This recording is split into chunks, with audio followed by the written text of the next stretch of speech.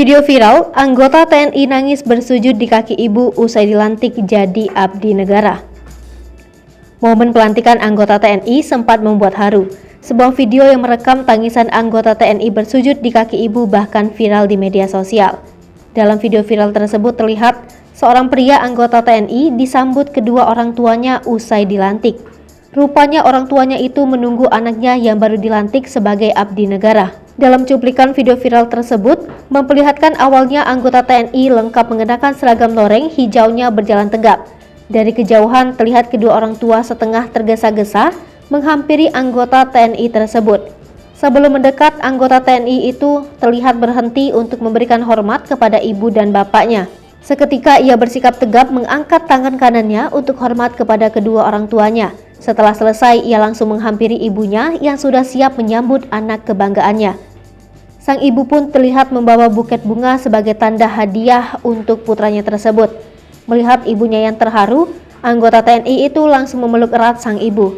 Sang ibu yang melihat anaknya kini jadi abdi negara begitu terharu dan bangga. Ternyata anggota TNI itu ikut menangis terbawa suasana.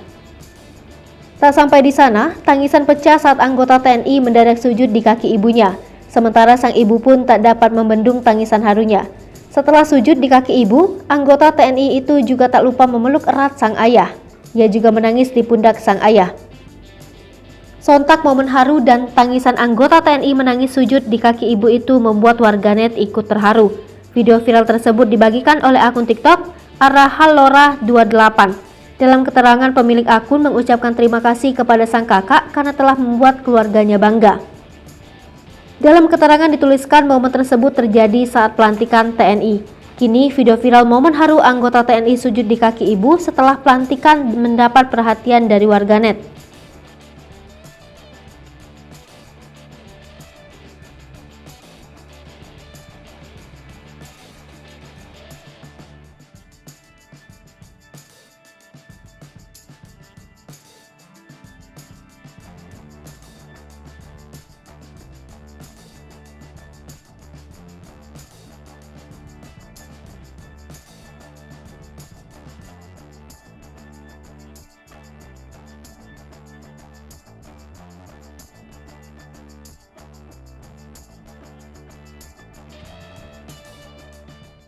Hai pemirsa Sri Popo TV, jangan lupa komen, like, dan subscribe, serta tonton terus berita-berita terupdate lainnya ya.